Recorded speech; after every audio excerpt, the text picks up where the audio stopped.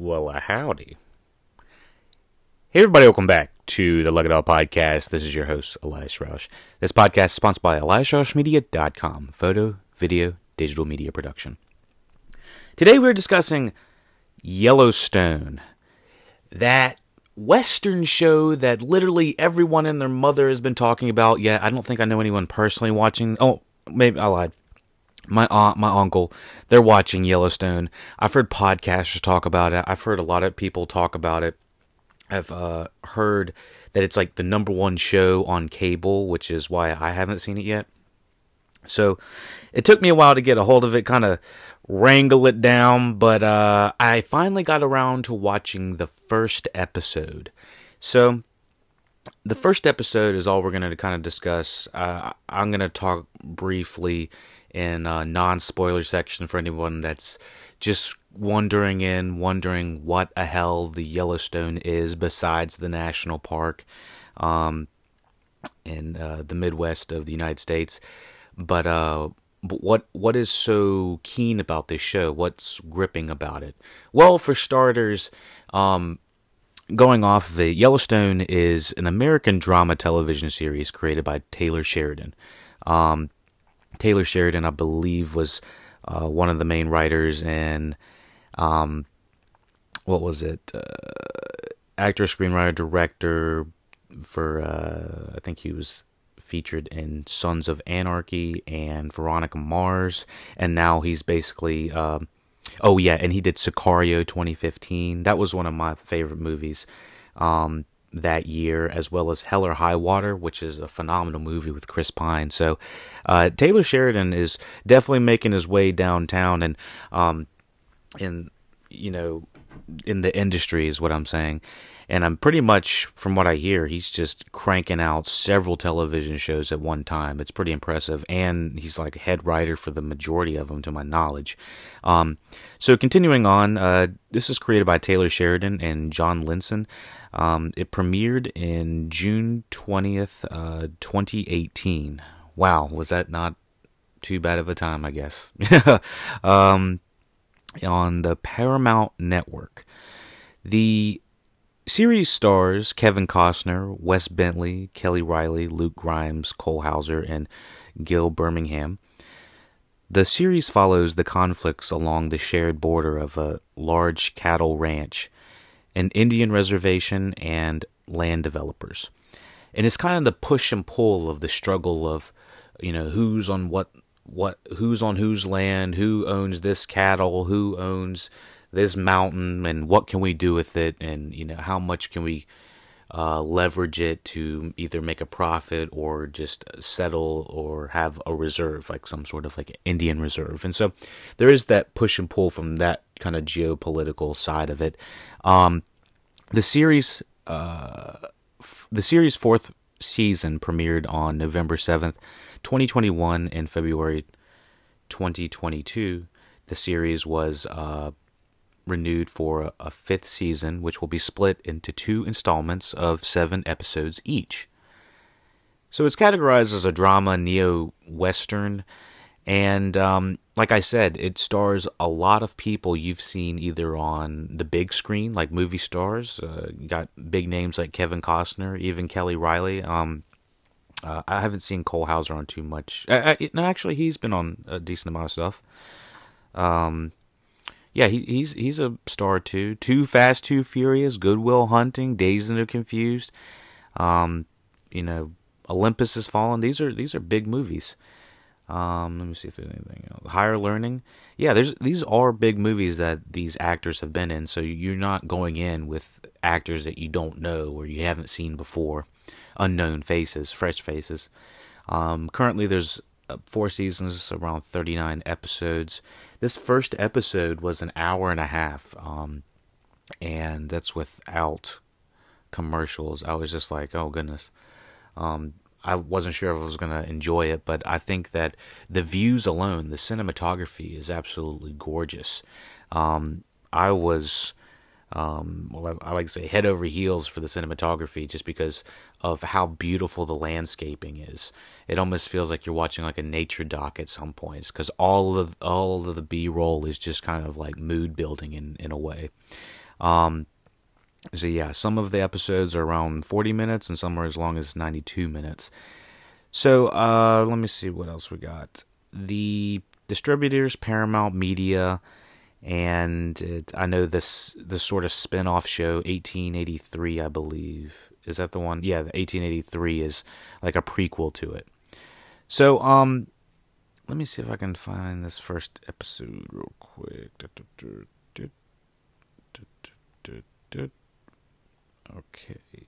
Okay, so we're going to start talking about this first episode and just a real quick kind of synopsis about it, and if there's anything I want to kind of go more in depth about it. But I mean, there's only one or two big things, I guess, big things that happen in this first episode. A lot of it is plot building and understanding the family dynamic, the family that owns one of the main pieces of land that we're following, of the Kevin Costner's family.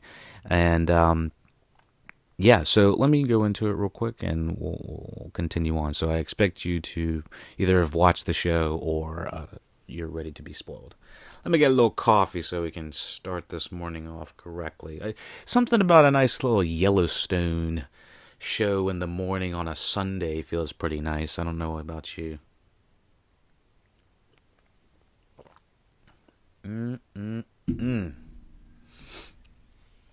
Okay. Season 1, Episode 1, Daybreak. Directed by Taylor Sheridan. Written by Taylor Sheridan, John Linson. John Dutton, patriarch of a mountain ranching family and owner of the largest ranch in Montana, fights to defend his land and his family from the modern-day forces that threaten his way of life. Criminals, land developers, and Indian reservations, and America's first national park. I've actually visited Yellowstone. It is absolutely gorgeous. I was probably about 12 when I went, so it's been quite a long time since I've been there. But I do remember how beautiful it was. We just traveling through, I think it was Idaho. To my knowledge, Yellowstone is in several different states. I think it's in Montana, Idaho, maybe a little bit in Utah. I'm not 100% sure, but it's so big that it goes on from many, many miles. You could almost say it's its own state itself, but it's beautiful. I'm glad it's there. And when I was traveling through Yellowstone, I know this is a little side topic, but it changed seasons all in one day. That was the craziest thing I remember. It was like, I think we were driving for maybe 5 or 6 hours, and it went from like sunny to rainy to snowy to back to sunny again in like the course of the 6 hours we were going. I remember seeing buffalo crossing the roads, and I think we saw a bear from really far ways, and moose as well. I think we went to go see Old Faithful, which is the geyser that goes through. It was just a really, really awesome time. I think Old Faithful is in Yellowstone. Sometimes I get that mentally confused with Alaska. I went to Alaska when I was a little bit younger too. That was a really interesting trip. So anyways, that was kind of a side tangent of what we were talking about. But yeah, so basically it's a lot of setting up the family. It's understanding the Dutton family. Let me see if I can get the characters lined up. I don't have the... Okay, so yeah, we have Kevin Costner as John Dutton, a widowed sixth-generation patriarch of the Dutton family who operates the Yellowstone/Dutton Ranch, the largest contiguous ranch in the United States. And so, let me see who else we got. Luke Grimes as Casey Dutton, a former U.S. Navy SEAL and John and Evelyn's youngest son in the first season. I'm not going to go too far into it because I don't want to spoil myself or anyone else. Kelly Riley as Bethany Dutton, financer, and John and Evelyn's third child. So you're kind of understanding that the Duttons are this big ranching family, and all of them kind of have these intricate backgrounds. And what's interesting is kind of how they portray themselves. Some of them are a little bit more shady, and then other ones are a little bit more washed and clean and pressed, like Wes Bentley as Jamie Dutton, an attorney, aspiring politician, and John and Evelyn's second oldest child. And then we have old Rip, Cole Hauser. Rip Wheeler is the ranchman foreman at the Yellowstone Dutton Ranch, and he's John's right-hand man and enforcer. Let me see if there's anything else in there. Kelsey Asbelli, I think I'm saying that right. I'm sorry if I'm not. As Monica Long Dutton, Casey's Native American wife, and John Dutton's daughter-in-law. And don't want to go too much further without checking out everything else or seeing some more episodes, because I don't want to spoil us. So yeah, it's the push and pull of the dynamic lines of who owns what land, and it's a little bit more interesting than what I'm describing, just because of the visualization. And I know this is a podcast, but the visuals are just stunning. It just feels like they put on a super wide lens and they boosted the colors just a little bit, and it is just fucking, oh my gosh, the cinematography. There's a lot of shots of people walking through ferns and fields and buffalo and creeks and stuff like that. It's just like, my goodness, even if you don't like the show, you could probably just put it on in the background on the TV and you would enjoy it just for watching the aspect of how beautiful it is. And there's something interesting about it too. I'm kind of noticing this a little bit more as just a reviewer. Something about watching television, even though you're not actually there, but it just feels breezy. I don't know why. Like, after watching Yellowstone, I feel like I've actually been in a park for a couple hours or something like that, an hour.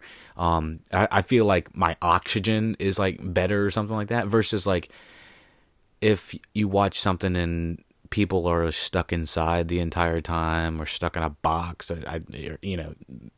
I'm just saying, I just watched the Batman, so it kind of felt a little bit dark and dingy, and as opposed to bright and breezy. Even though there's this crime, even though there's all this underground crime syndicates going on, and not underground crime syndicates, but there's definitely some shadiness going on, that Fargo-ness of Yellowstone, it still feels like, wow, it still feels like a breath of fresh air, because it's just such a beautiful sight. I don't know, something mentally about it just is kind of eye-opening, and it makes me wonder why it's taken this long to really go out there, because the Midwest is beautiful to shoot, and I guess that people just don't really associate it with high production value television or movies.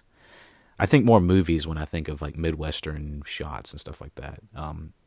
The biggest thing that comes to mind would be like a Better Call Saul, from like Albuquerque shots, like the cinematography in Better Call Saul.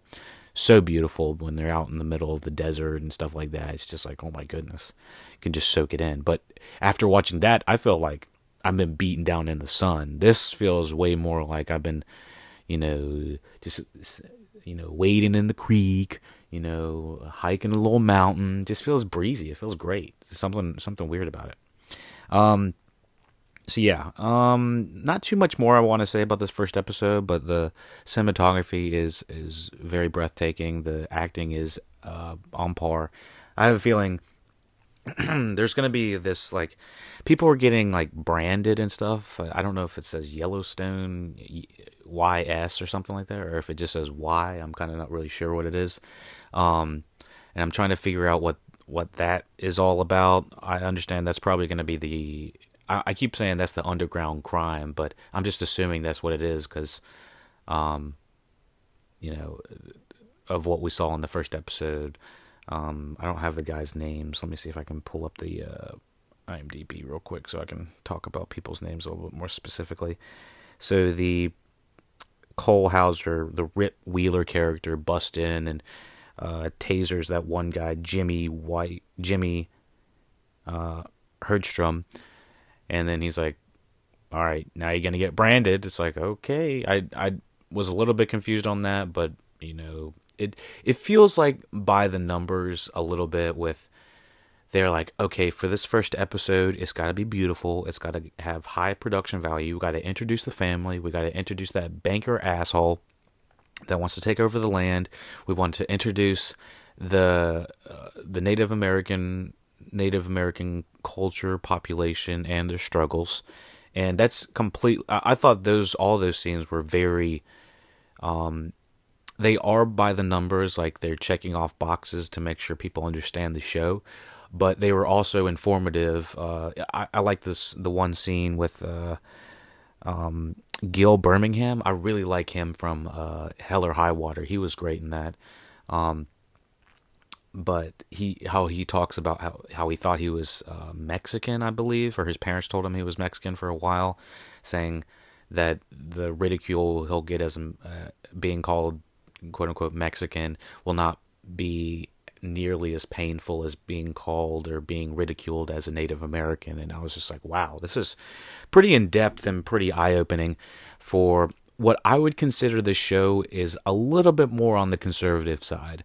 I feel like it's kind of catering to that middle America conservative base, but it still is kind of eye opening in a way that I think that would help that demographic understand the struggles of diversity even within people of color, and how it's not just one way racism. There's so many different layers and so many different aspects to it that I thought that line was pretty insightful, considering the writers behind it, which I believe is two white men, Taylor Sheridan, I believe John Linson's white as well. So I did think that was kind of beneficial. Maybe Gil was able to kind of have some input or something. But yeah, so I did find some of the plot details of this first episode to be kind of by the numbers. Introduce everybody. Let's have the Rip Wheeler character spice it up a little bit and brand this one guy, and then immediately after he goes and has some spicy sex with Kelly Riley's Beth Dutton character, and Beth is almost to the T what I would kind of expect her character to be. If you ever seen Kelly Riley and stuff, she can play kind of ominous and cold, and now she's playing ominous, cold, and sexy as hell all in one blend, and she's using it all to kind of manipulate and get what she wants. So she's going to be an interesting character to watch. I don't have much sympathy for her at the moment because she's been almost terrible to everyone she's encountered, and kind of an ass. So let me see if there's anything else we need to do or cover. Yeah, I did feel like it's kind of, like I said, by the numbers. This first episode, what's this fucking name? Okay, so the first episode we lose Lee Dutton, and that was just, I mean, I didn't really care about him that much, and so that was where I had the problem. Not the problem, I just, first episode we obviously got to get the hook, and I was like, okay, the hook is the death of, I think it's the eldest Dutton, played by Dave Annabelle, and I'm more intrigued. I'm not like super interested with the crime stuff. I just feel like the crime stuff is going to be very by the numbers. Sorry, all right. There's going to be some sort of bad guy. There's going to be the banker asshole, and then there's going to be a dispute with the Native American reservations and the population and having some maybe interesting conversation between one of the main characters. What the hell is this guy? Casey Dutton, I believe. Yeah, one of the main characters, Casey Dutton, his wife being Monica Dutton, and them having kind of an I think that's considered an interracial relationship. I kind of hope to have a little bit of more insight on that, but I'm curious if they're going to kind of explore that route, because it did feel like we went from high intense action scene. Now we need a little bit more sex in this. We need to spice it up with a little bit of sex. I will say the Beth Dutton and Rip, what is it, the Beth and Rip sex scene in the beginning. I was like, God dang, this is intense for a cable network show. I'd be like, I was pretty surprised that they would go that far, because I feel like I don't even see that type of sex. It's still fully clothed, but I don't feel like we even see that kind of sex on movies anymore. I feel like you have to almost go to like HBO Max or something like that to get anything spicy. But I was like, okay, so we're going for the action was okay, and then go with a little bit of spice of sex. And I was like, all right, so it's getting, the 40-year-olds and 50-year-olds, they're waking up after that. So they're what? See, that's when the Midwesterners in Montana like, Jim, wake up, they're having sex. Oh my goodness. So yeah, that first episode, we lose I think it's the eldest Dutton, and we kind of see the struggles of how the Duttons have lost. We see how Kevin Costner's character is kind of struggling with the loss of other Duttons in the flashbacks, or the flashes in his head. And Casey has some sort of background where he's kind of been a little shady, something with his son, something about Kevin Costner can't really see his grandson. I'm still trying to figure out that dynamic. I know everyone that's already seen the show is like, God dang it, you're saying everything wrong. It's like, all right, I only watched the first episode, so just give me a little bit of time to watch it. I probably will crush this show pretty quickly. I'm only seeing 9 episodes, and I killed Ozark seasons 2, 3, and 4.5, or whatever that is. Like 3 or 4 days. It didn't take me long at all, so just give me a little bit and I'll probably crush this Yellowstone season 1, and so I can at least be in the cultural conversation of the zeitgeist of knowing of what the fuck this Yellowstone is. Yeah, to see what it's all about. So let me know what you thought about the episode 1, season 1 of Yellowstone. Please, no spoilers for anybody that's not caught up, such as myself. I hopefully will crush the episodes pretty quickly, but if I get some decent reception on this first podcast of Yellowstone, we'll continue to cover it. So thank you for watching Yellowstone. Thank you for watching Yellowstone. Thank you for watching Look It Up Podcast, Yellowstone, Season 1, Episode 1. Take it easy. I'm a cowboy on a steel horse I ride. Wanted